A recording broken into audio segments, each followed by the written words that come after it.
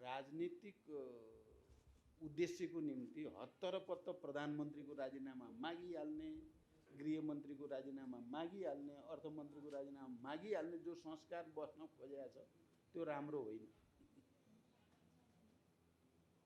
प्रधानमन्त्री, गृहमन्त्री, अर्थमन्त्रीलाई स्पष्टीकरण राम्रोसँग दिने मौका पनि नदिकन राजीनामा दिने भए देऊ, नत्र भने सदन चल्न दिँदैन भनेर पहिल्यै घोषणा गर्ने कल्चर, यो राजनीतिक कल्चरले हामीलाई राम्रो ठाउँतिर लाँदैन। म यति भन्न चाहन्छु। अरू घटनाक्रम के भएको छ भन्ने कुरा मैले उपप्रधानमन्त्रीजीहरू मन्त्रीहरूसँग कुरा गरिसकेपछि मात्रै अनि भन्न सक्छु मैले।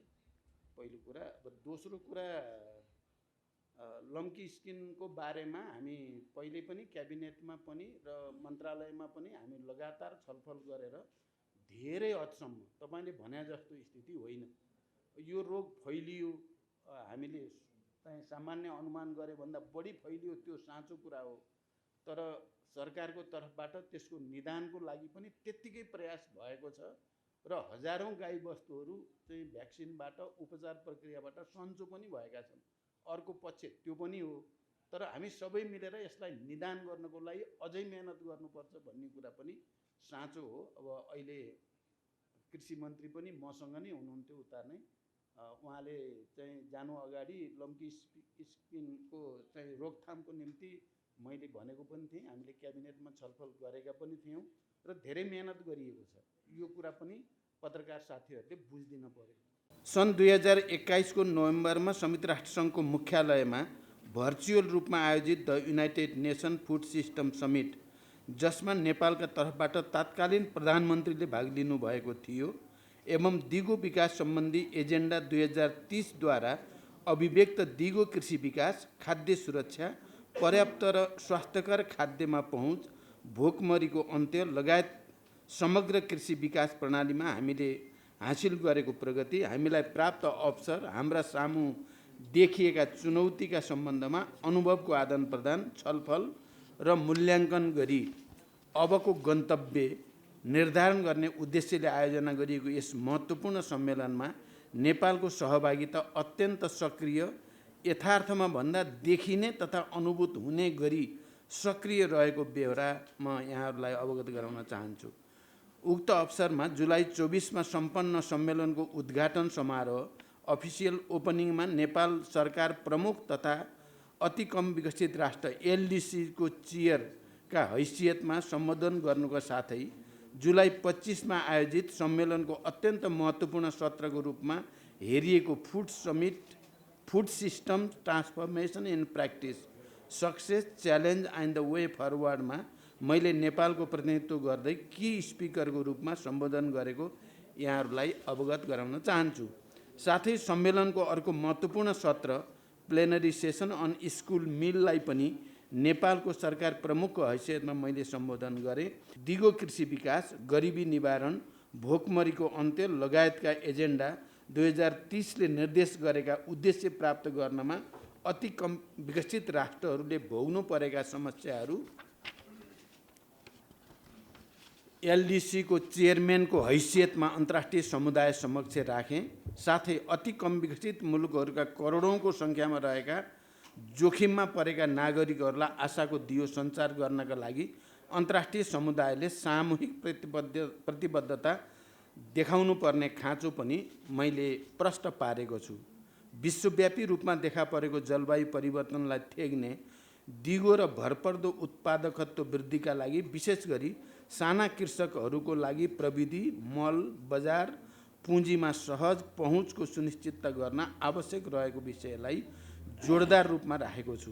कृषि उत्पादकत्व वृद्धि गर्ने, स्थानीय कृषिलाई सपोर्ट गर्ने, स्टोरेज सिस्टम सुधार गर्ने, कृषि पूर्वाधार विकासको लागि पब्लिक प्राइभेट पार्टनरसिपमा जोडिने जस्ता विषयहरू उक्त रणनीतिक योजनामा समाविष्ट भएको बारे पनि अन्तर्राष्ट्रिय समुदायलाई अवगत गराइयो। सम्मेलनको साइडलाइनमा संयुक्त राष्ट्रसङ्घका महासचिव महामहिम एन्टोनियो गुटेरेससँग भेटघाट तथा छलफल भएको यहाँहरूलाई अवगत गराउन चाहन्छु। सो अवसरमा संयुक्त राष्ट्रसङ्घ र नेपाल बीचको सहकार्य तथा सहयोग, विश्व शान्तिमा नेपालले पुर्याएको योगदान, मल्टिल्याटरलिजम, क्लाइमेट चेन्ज, गरिबी निवारण तथा खाद्य सुरक्षा जस्ता विषयमा छलफल भएको थियो।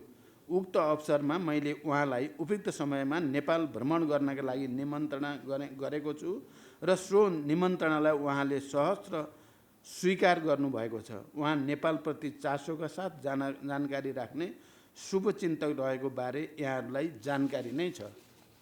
उहाँ छिटै नै नेपाल आउने प्रतिबद्धता व्यक्त गर्नुभएको छ।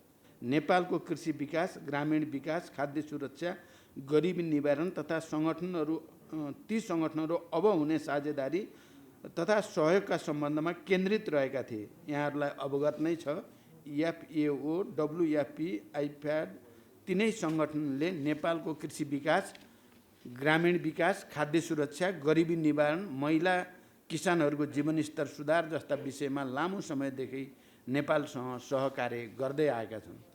यस सन्दर्भमा खास गरी FAO का डाइरेक्टरले त तुरुन्त नै नयाँ आयोजना नेपालमा ल्याउने र उत्पादन वृद्धिमा विशेष सहयोग गर्ने प्रतिबद्धता व्यक्त गर्नुभएको छ। बङ्गलादेशका प्रधानमन्त्री महामहिम शेख हसिनासँग महत्त्वपूर्ण द्विपक्षीय भेटघाट भएको छ। यहाँहरूलाई अवगत नै छ। नेपाल र बङ्गलादेश बीच अत्यन्त सुमधुर र मैत्रीपूर्ण सम्बन्ध रहिआएको छ।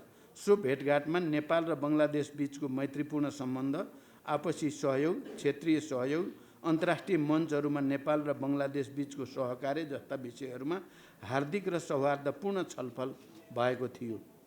यहाँहरूलाई अवज्ञात नै छ, बङ्गलादेश सरकार नेपालमा उत्पादित जलविद्युत खरिद गर्न इच्छुक रहेको छ। आर्थिक अन्तर्निर्भरताको यो अत्यन्त महत्त्वपूर्ण आयाम अब कार्यान्वयनको चरणमा रहेको छ। हालै मैले गरेको छिमेकी मित्र राष्ट्र भारतको औपचारिक भ्रमणका क्रममा नेपालले भारतीय भूमि भएर नेपालको जलविद्युत बङ्गलादेशमा निर्यात गर्ने सहमति भएको छ। त्यसलाई यथाशीघ्र औपचारिकता दिई जलविद्युत निर्यातको ढोका खोल्ने हाम्रो प्रयासले सार्थकता पाउँदैछ। बङ्गलादेशका प्रधानमन्त्रीसँग यो विषयमा अत्यन्त महत्त्वपूर्ण कुराकानी भएको छ र उहाँहरूको यो स्वतन्त्रताको 50औं वर्षको उपलक्ष्यमा मलाई निम्ता पनि दिनुभएको छ र मैले सकेसम्म बङ्गलादेश आउने भनेर भनेको पनि छु। समग्रमा यो भ्रमणबाट अन्तर्राष्ट्रिय मञ्चमा अझ विशेष गरी संयुक्त राष्ट्रसङ्घीय मञ्चहरूमा नेपालको छवि एक स्वतन्त्र सार्वभौम संयुक्त राष्ट्र समग्र मल्टिल्याटरलिजमप्रति प्रतिबद्ध मुलुकको रूपमा अझ बढी मुखरित हुन पुगेको मैले विश्वास लिएको छु।